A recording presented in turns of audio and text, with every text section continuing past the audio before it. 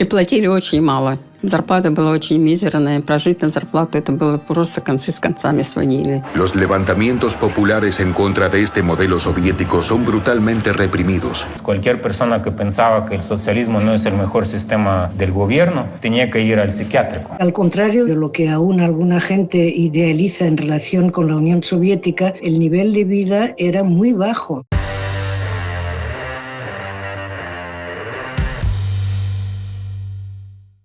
Este video forma parte de una saga teórica e histórica sobre comunismo y socialismo. Si bien no es imprescindible mirar las partes anteriores, se recomienda fuertemente. El sistema socialista se ha consolidado y es un éxito. Ahora se alinean dos bloques uno contra el otro. El Pacto de Varsovia contra la OTAN.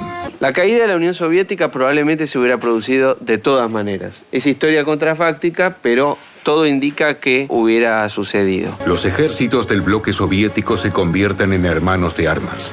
La encarnizada guerra se vuelve fría y el ejército rojo, el mayor ejército del mundo, sigue siendo fuerte localmente. Cuando hablamos de la caída de la Unión Soviética, estamos hablando de dos cosas. La caída del comunismo real, del socialismo real, y la caída del imperio soviético. Son dos cosas que para la cabeza de Occidente son la misma cosa y para la mentalidad de los rusos son dos cosas distintas. El Consejo de Ayuda Mutua Económica vincula económicamente a los estados socialistas. Se especializan como si fuesen un solo estado. Uno construye los motores, el siguiente los autos, el tercero los tractores, y así sucesivamente. Es importante decir que la desintegración de la URSS se trató de un proceso sumamente complejo, por lo que no se puede hablar de una sola causa o argumento, sino más bien de una serie de acontecimientos que con el tiempo mermaron a la Unión Soviética y que llevarían a su desaparición. La primera fue el abastecimiento energético. Era insuficiente, pues la siderurgia y la industria petrolera se habían estancado. Stalin muere en 1953 y llega al poder Nikita Khrushchev,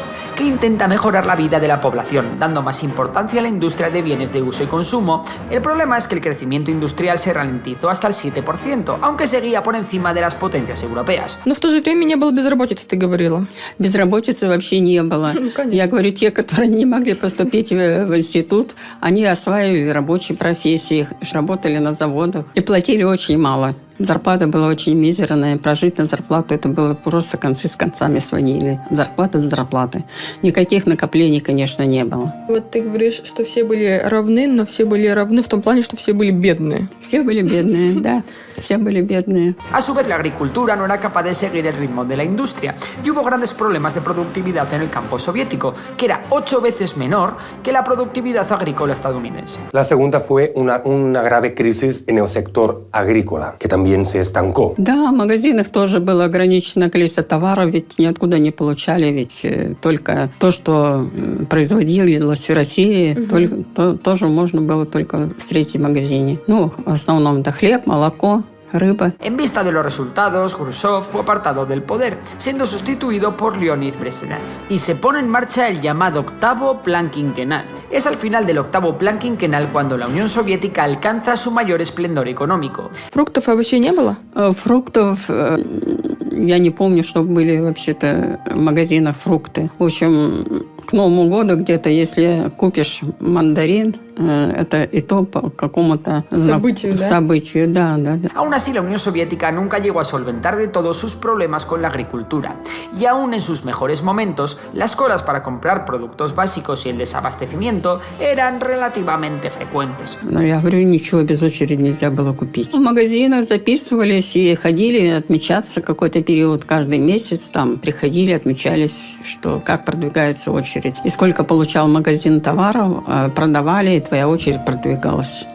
Podríamos decir que a mediados de los años 60 es cuando el comunismo soviético empieza a agotarse. El sistema comunista seguramente iba a caer. La duda era si iba a caer tarde o temprano. El problema de la economía soviética es que tenía una productividad muy reducida. La Unión Soviética se estaba quedando estancada en los años 70 y diréis, ¿Pero por qué? ¿Dónde está el problema? Una tercera causa fue las tecnologías. De hecho, la poca aplicación e implementación de las novedades científico-tecnológicas en el país. Es decir, el país estaba muy atrasado. En su obra, El socialismo, Mises explica las principales diferencias entre una economía centralizada y una economía libre. En una economía libre, los empresarios encuentran ineficiencias que intentan resolver. Algunos aciertan y se hacen ricos y otros fracasan y desaparecen. Y 4, la burocracia, que era insuficiente y hacía que todo fuera muy lento. En general, el capital tiende a concentrarse en los sectores más eficientes. ¿Y cómo se sabe cuáles son los sectores más eficientes? Pues mediante el sistema de precios. Por ejemplo, las empresas tuvieron muchos problemas para mantener su rentabilidad debido a que los precios de sus productos eran fijados por el Estado y no correspondían a los costos de su producción, lo que provocó que éstas empezaran a gastar más dinero del que recibían. Para resolver esto,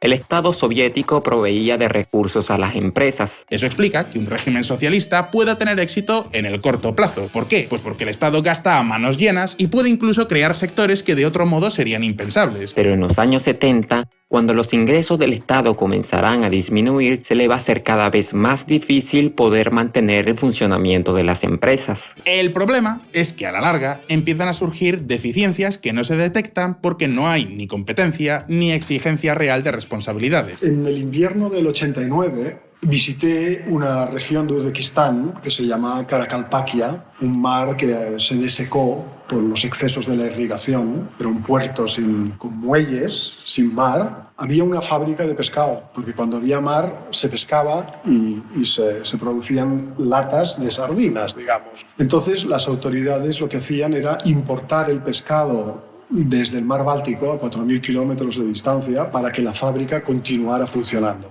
El problema es que vos estás peleado con la calculadora. Desde el punto de vista de la persistencia de los puestos de trabajo es magnífico, desde el punto de vista económico es un desastre. Era todo muy lamentable aquello, ¿no? Mi teoría es que la Unión Soviética sobrevivió más años de los que podría haber sobrevivido porque en la década del 70 hubo dos shocks petroleros fundamentales que fueron el del 73 después de la crisis de Medio Oriente y la del 79 con la crisis iraní. Eso hizo que el precio del petróleo se cuadruplicara en el 73. Y a todo esto le sumamos la falta de libertad de expresión, tenemos que nadie se atrevía a señalar las ineficiencias. Las manifestaciones de la oposición empezaron a ser visibles para la población a partir de principios de los años 70. Antes con Stalin, después con Khrushchev, cualquier indicio, cualquier alusión a la oposición se eliminaba desde la raíz, o sea, se eliminaba físicamente a la persona o iba a la cárcel. Al salir de la fábrica había un cartel que se veía a Marx y debajo un letrero que decía textualmente: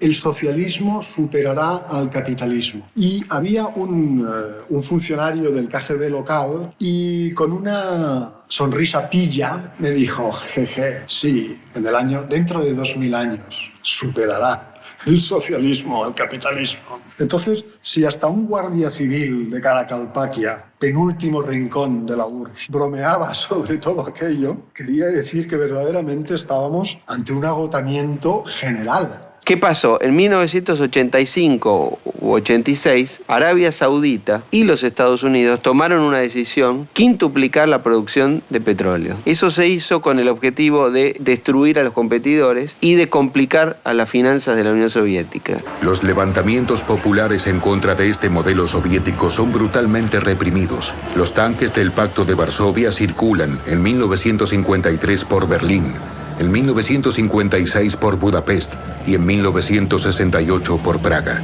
Está creciendo el deseo de un socialismo más libre, más humano, pero logran reprimirlo por la fuerza. El poder más fuerte lo tenían los psiquiátricos. Cualquier persona que pensaba que el socialismo no es el mejor sistema del gobierno tenía que ir al psiquiátrico. Era una persona loca. No se puede hablar de cifras concretas porque el sistema era muy opaco, pero hacia el inicio de los 80 la productividad iba en picada. Había desabastecimiento de artículos de primera necesidad. Pero ya también indicaba que ahí había una mortandad infantil muy alta, una esperanza de vida corta por las condiciones de vida, porque al contrario de lo que se pensaba y de lo que aún alguna gente idealiza en relación con la Unión Soviética, el nivel de vida era muy bajo. Что, на твой взгляд, было в СССР плохо? Что было всего недостаток.